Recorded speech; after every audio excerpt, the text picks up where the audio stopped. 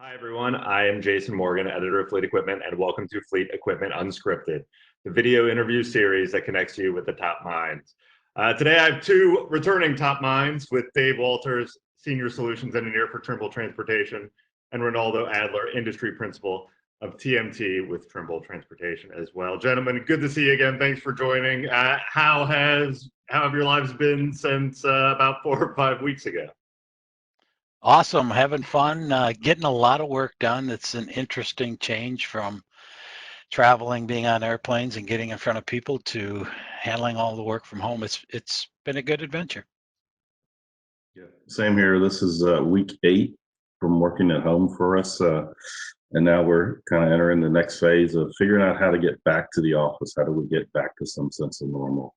How many people we're going to let in the office, and we're going to let them go in meeting rooms and all those fun things of having social distancing in the office. It's so looking forward to the next phase and getting back to some sense of normal. It is good. I did start this basically just to catch up with everyone because we weren't traveling. And I think, Dave, to your point, I think I'm talking to more people now just in terms of how quickly everybody can connect. So thanks again for taking the time. Glad to catch up with you guys again. We're talking warranty issues, right? So this is always a big subject. And I know that data can play a huge role in getting fleet's claims passed through, right? Basically, without it, it's almost a coin flip, right? So let's just kick it off there. In terms of successfully getting your warranty claim accepted, what data, what truck information do you need to capture well before you make the claim? Kind of a standard operating procedure. And how do you do that around the service event to making sure you're positioning yourself for a successful claim? Dave, we'll start with you. Sure, great. Good question. So getting an asset properly set up in your business information system is mission critical. Capturing component serial numbers, the correct components, models, manufacturers of components on the vehicles, and then defining the warranties that you've either purchased or have been passed along for those components, obviously mission critical. Once we facilitate a repair or warranty situation occurs, the basic information, the date it occurred, the time it occurred. Most folks talk about the 3 C's: cause, correction, complaint, data that we need to capture. We like to talk 4 C's: cause, correction, complaint, and comments. Comments, a little story about what occurred, why it occurred, can be a mission critical, piece of information when we go to file a claim. And then lastly, we like to roll everything up under VMRS. So in our world, the TMT fleet maintenance world, the primary key when we come to warranty is VMRS is our primary key, so that we can look at the component regardless of the manufacturer or supplier of the component. Secondary key in tracking warranty would be the manufacturer's part ID and part numbers. So VMRS kind of drives everything, so that when we look at an alternator on an asset, we don't care if it's a Delco, a Denso, a Lease Neville. It's an alternator to us, and it's warrantable, and we'll track it that way, primarily based upon VMRS. Very good. Ronaldo, any thoughts? Yeah, Dave, you made a couple great points. The comments is very important. The technician's out there, he's making the repair, he sees what's going on or what's going on with that particular issue. He can also add some comments easily that can make a difference on whether that warranty claim gets approved or not rejected, based on just the things he noted as he was repairing it, more than just saying broken and fixed from the cause and correction standpoint. The other important piece is really keeping that part, tagging that part somehow. He's taking that alternator off Dave was talking about. Just don't throw that in the dumpster. Tag it, leave it somewhere in case the manufacturer wants that part back. The wire tag on it, in our product, we can actually print out a barcoded type label that you stick on that part and put it on the shelf. If they say, hey, we need this alternator, you can easily find it. And once if they don't want it, you just throw it away. But having that part available also helps in the recovery at times. For sure. And you make a great point with BMRS, and I know we talked about it last time, and I've talked about it a number of times in other conversations since then, and that will really be the building block for a lot of the service data, and it can help cut the variations of what's going on down, right? Exactly. I mean, it's pretty cut and dry. But the comments is interesting to me. Do you have any tips for how to make those impactful? What one technician sees might be something that different than another technician sees. When you get down to some of that variableness within the comments, do you have any examples from any successful kind of comment within the warranty process that you've seen? Dave, we'll go with you again. Yeah, I think, a simple explanation of what you saw, what you think occurred, right? Was it progressive damage? Was it, what was the situation that you think caused the failure of the component?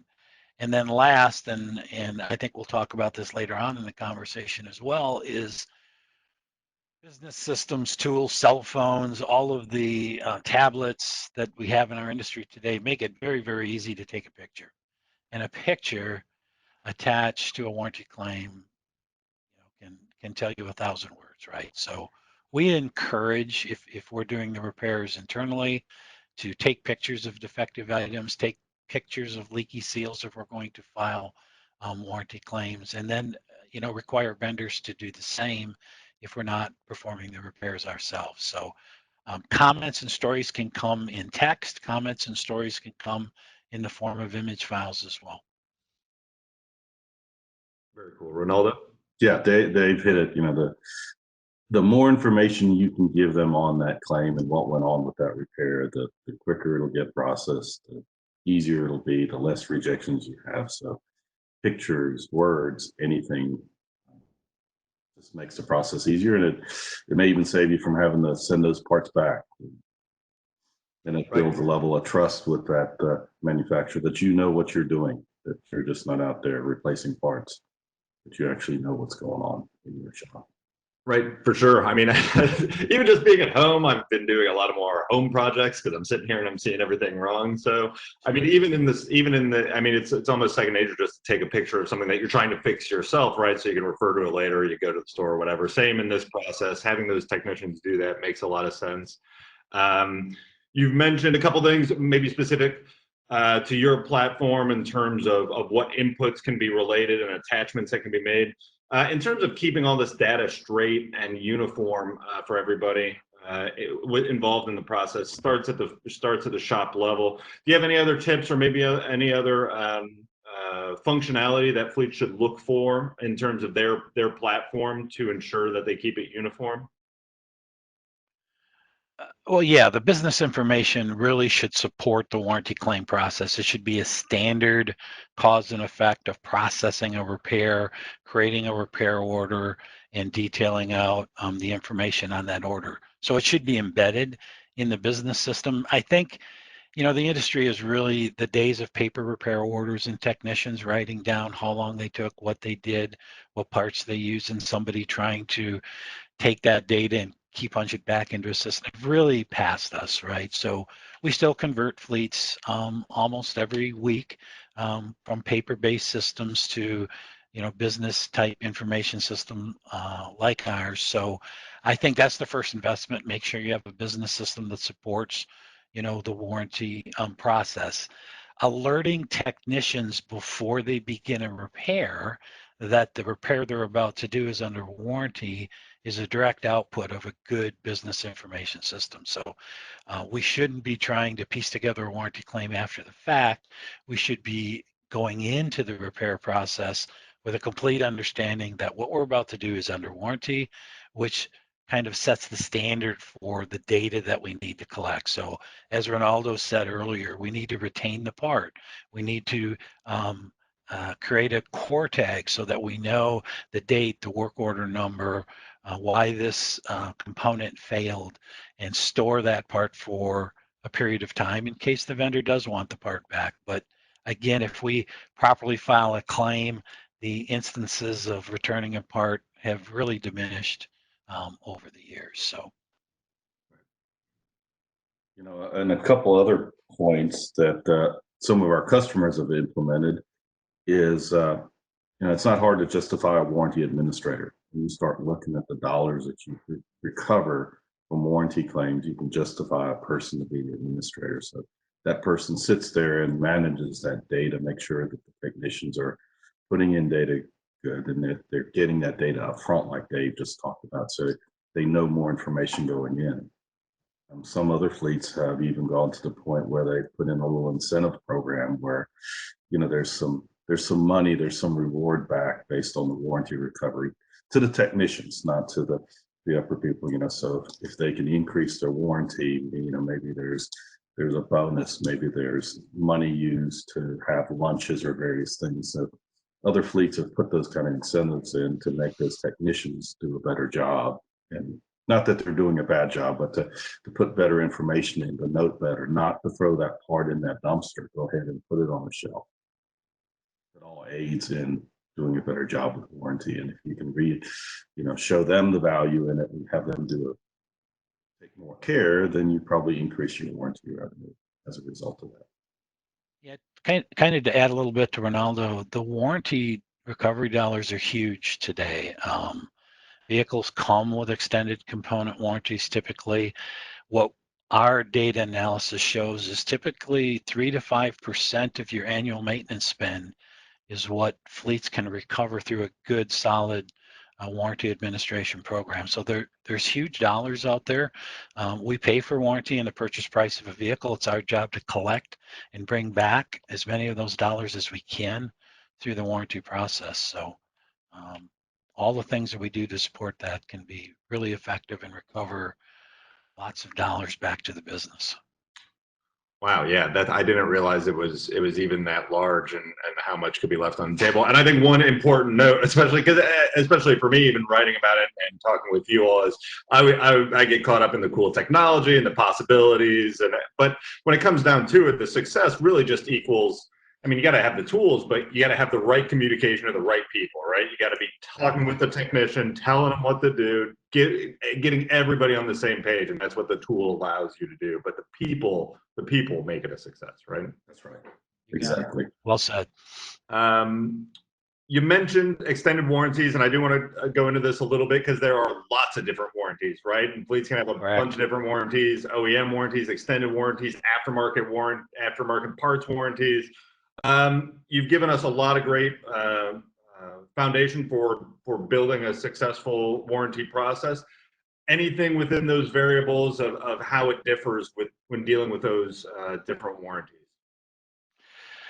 Yeah, great question. We kind of break it into two groups, right? The OEM and extended warranty typically is a claim that gets filed back to the OEM or a dealer that's associated with the asset. So a little different style, a little different relationship. Aftermarket parts warranty is always vendor related. Who did we buy the part from? When did we buy the part? Kind of a neat thing people need to remember, at least in the United States, is that warranty begins when that part's installed on the vehicle. So when we're dealing with vendor aftermarket parts warranty and we have parts in an inventory, we may have a starter that's been on the shelf for 3 months, but the warranty didn't begin when we purchased it. The warranty begins when we install that component on the vehicle. So the ability to capture that type of information can be mission critical and extended warranty. And we're really seeing some huge dollars in aftermarket parts warranty on our larger fleet. So there's some big dollars there. LED bulbs are a great example, right? We shouldn't be buying an LED light bulb twice. It has a lifetime warranty. So once we purchase and manufacture a vehicle, we shouldn't be buying LED light bulbs from that point forward. Or if we are, we should be recovering all of those dollars back into the system. One of the struggles that we have with dealer filed warranty or OEM filed warranty is that typically when a vehicle gets serviced at a dealer, they do a repair and an invoice comes back at $0.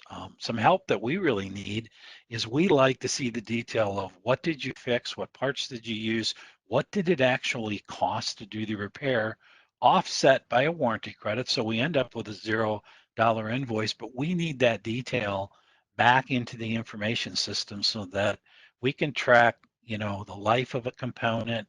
When we spec vehicles next year, do we want to continue to buy this alternator? What's our experience been on this particular component? So getting the detail of what actually was repaired, why, and what parts were used is something that we struggle with, and we really would like to reach out to OEMs and ask for their support in that effort. So, Ronaldo?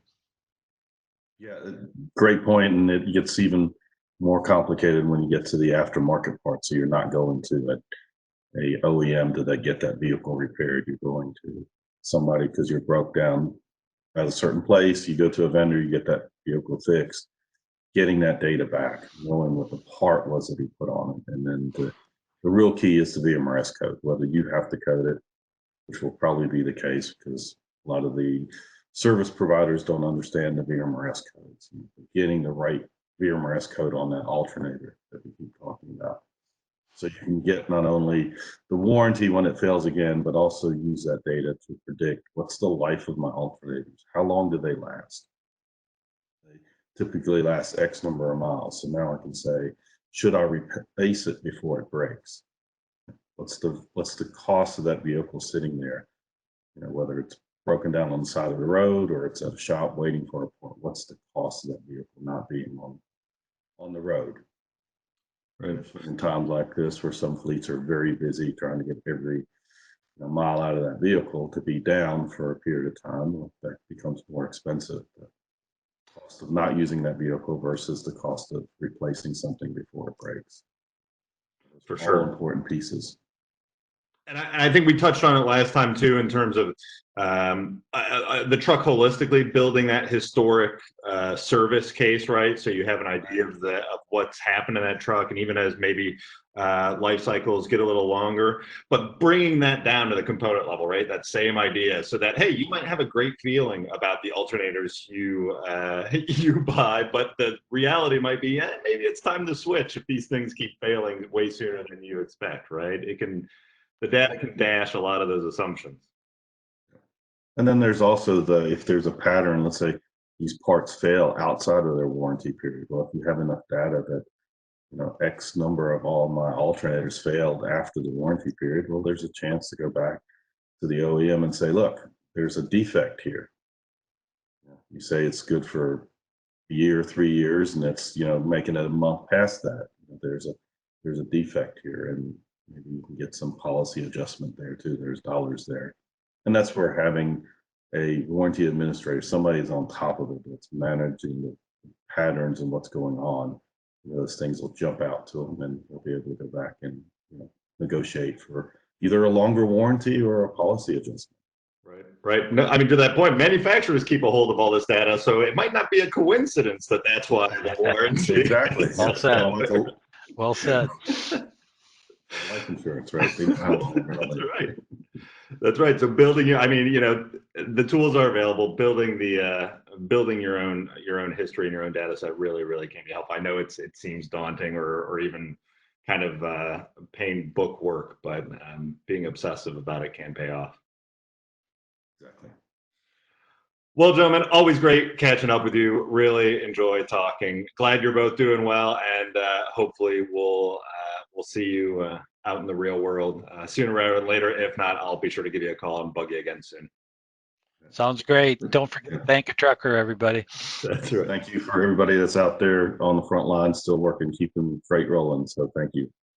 That's right. Keeping us afloat as we work through it. All right, guys, stay safe. Thanks a ton. Thanks.